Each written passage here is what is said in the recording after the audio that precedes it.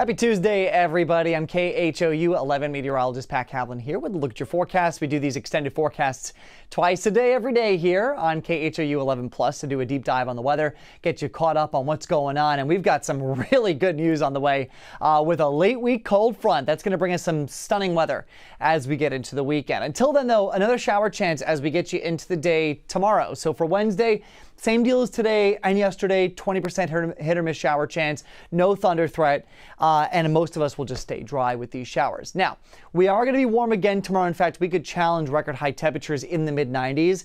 Then the front goes through and we stay warm through the end of the week and the weekend. So it's not like our afternoon temperatures take a big hit. We're going to go from the mid-90s to upper 80s and low 90s.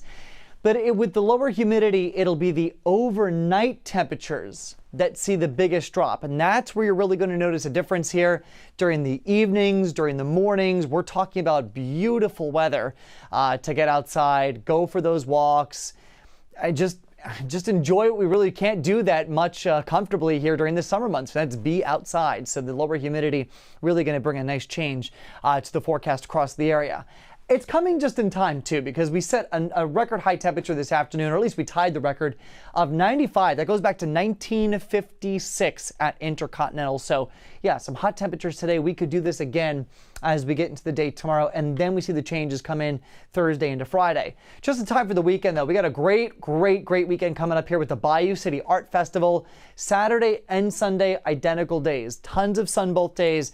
Temperatures start in the 60s for both mornings. We end up in the upper 80s to near 90 for both afternoons. And there's the key. No humidity with a light northeast wind at 5 to 10 miles per hour. It is going to be spectacular out there along the bayou. So take advantage of it. Get out there if you get the chance to and just soak it up. Rest of this evening will be dry. Any rain chances that are out there quickly wrap up. Through the overnight, we're looking at mainly clear skies, few clouds, but a sunny start for the day on Wednesday. We'll be warm, though. Temperatures, again, in the low to mid-70s. A lot of humidity making it feel even warmer. That humidity will eventually kind of spark off some shower chances for the afternoon. Very limited. I think areas north of the city stay dry. It's really from I-10 and points south that we've got a 20% chance for a stray shower. Again, no thunder threat with these. That wraps up by the evening. And then look at Thursday. Behind that front, not a cloud in the sky. Now, I do think that on Thursday we will start with humidity. As the day goes on and that dry air filters in, though, there won't be a cloud in the sky, and it feels great by Thursday evening. Really nice day to be out and about. For tonight, though, it's still warm and muggy. A couple clouds out there, temperatures in the mid-70s.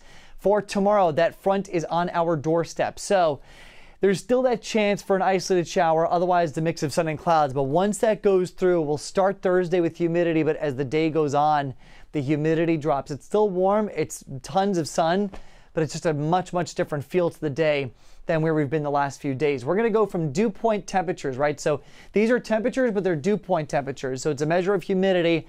This is what the number correlates to. So today we've had those dew points in the 65 to 70 degree range. So it's muggy, almost at that summer humid level, but not quite. But still, noticeable humidity. As we get to the end of the week, those dew points go down into the dry and refreshing category. Anything below 60 is considered dry and refreshing.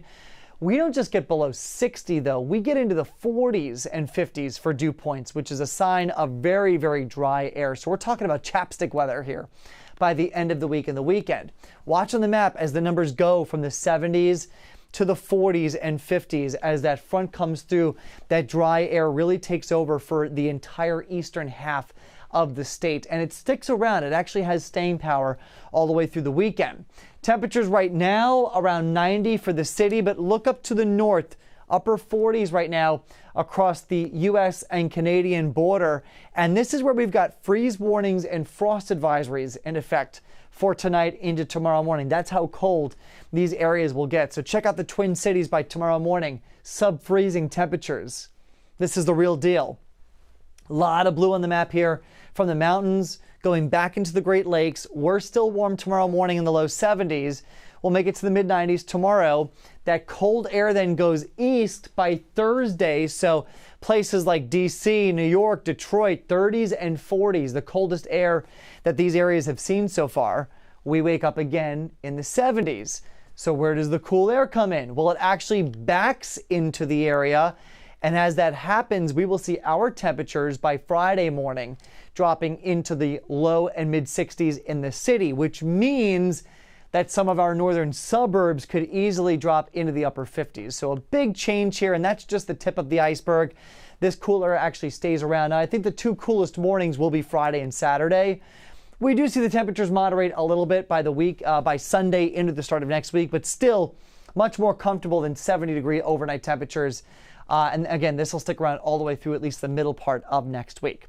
All right, in the tropics, we've got a new system. This is Tropical Storm Jerry. This was the wave in the middle of the Atlantic that we had been watching the last few days. Finally formed into our named storm as of the 7 p.m. advisory, winds at 50 miles per hour.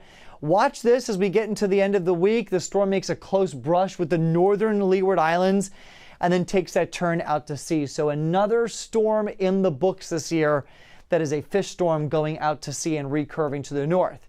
We've also got this area here in the Bay of Campeche, 10% chance of development.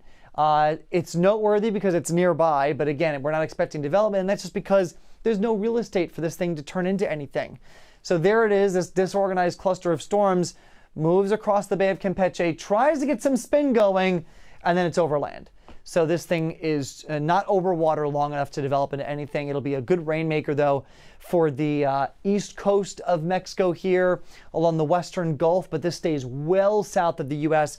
as our front comes in. That's going to keep any bad weather far away from us. And this is common this time of year, right?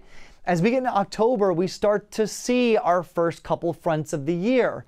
And as those fronts become more common, they start to pull the jet stream farther south, cooler air comes into the area. Well, as the jet stream gets pulled farther south, any systems that try to develop in this part of the world, which again, this is more of the focus for tropical development during October and November, any storms that form get scooped up by that jet stream that's farther to the south, and that makes U.S. landfalling tropical systems a lot less likely as we go deeper into October, as we get into November. So really, our tropical threats start to wear off. They're not zero, so we still keep an eye on things, but really our concern for any impactful storms here really starts to diminish. All right, doing any travel for the day on Wednesday.